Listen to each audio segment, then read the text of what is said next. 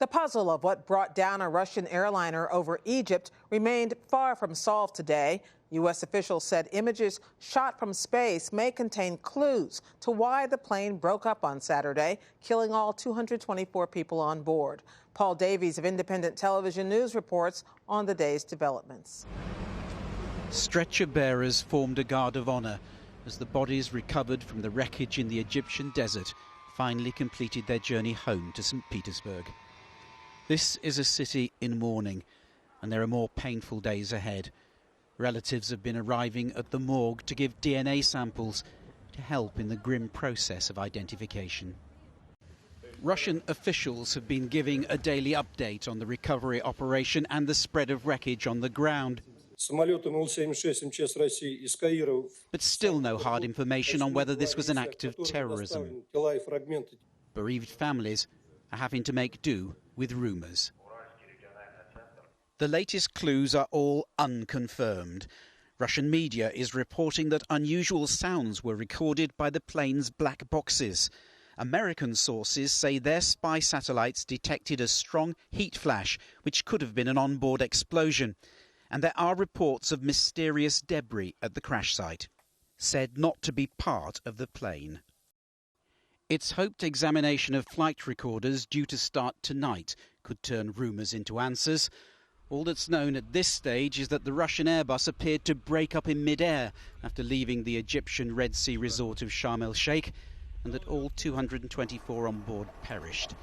Egyptian investigators say they will solve this mystery, but warn it could be a long process. In other news, in Turkey today, a crackdown intensified on alleged supporters of a major opposition leader. Police arrested at least 44 people accused of ties to Muslim cleric Fethullah Gulen, who is in exile in the U.S. A former police chief and 3 state governors were among those detained. The Turkish government accuses Gulen of running a, quote, terrorist group. China and Taiwan plan a historic summit on Saturday. They announced today that Chinese President Xi Jinping and Taiwanese President Ma Ying-jeou will meet Saturday in Singapore. It's the first such meeting since 1949, when communists won China's civil war. The head of U.S. Pacific Forces played down tensions with China today over disputes in the South China Sea. Last week, the U.S. Navy sent a warship past Chinese-built islands through waters that Beijing claims. At a meeting there today, Admiral Harry Harris said the move was not meant as a threat, but a top Chinese general complained that it soured relations. I had planned to have a good talk with you on the South China Sea issue.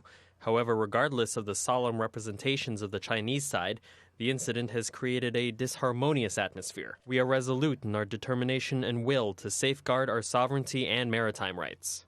At a separate meeting in Malaysia, China's defense minister told U.S. Defense Secretary Ash Carter that there is a, quote, bottom line on challenges to China's territorial claims. He did not elaborate. The Iraqi politician who played a key role in promoting the U.S. invasion in 2003 has died. State TV reported Ahmed Chalabi had a heart attack and passed away in Baghdad. After 9/11, the exiled leader helped persuade officials in the Bush administration that Saddam Hussein possessed weapons of mass destruction. That turned out to be false. Chalabi later served as Iraq's deputy prime minister. He was 71 years old. The Vatican faced new exposés today in book form about gross financial mismanagement. The Associated Press reported Merchants in the Temple tells of wasteful spending, outright greed, and entrenched resistance to Pope Francis's reforms. A second book, Avarice, claims that money from a hospital foundation went to renovate a Vatican official's plush apartment. Back in this country, Republican presidential candidate Donald Trump dismissed his rival's complaints about debate formats and questions today, but he did not confirm reports that his campaign plans to negotiate its own debate terms with TV networks. The billionaire celebrity was asked about the issue at a news conference in New York. Thank you, Louise. I'll go any way they want. I don't care too much about the debates. Look, I'm the one that gets all the nasty questions anyway. I like the debates. I think they're good for me, but we have to be treated a little bit fairly. But as far as I'm concerned, I really don't care that much I just want to debate. I think debating is a good thing. It's healthy, gets everything into the open. Separately, Trump accused the U.S. Federal Reserve of keeping interest rates low at the request of President Obama. The White House flatly rejected that claim. Japan's Takata Corporation will pay $70 million in U.S. fines for mishandling a huge airbag recall. It could reach a record $200 million if the company fails to comply with terms announced today. Takata now admits that it delayed recalling more than 20 million airbag inflators that can explode with too much force. The U.S. auto industry is now on track for a record year in sales. Most major automakers saw double-digit gains last month. GM led the way, with sales up nearly 16% from a year ago. And on Wall Street, the Dow Jones Industrial Average gained 89 points to close at 17,918. The Nasdaq rose nearly 18 points, and the S&P 500 added more than 5.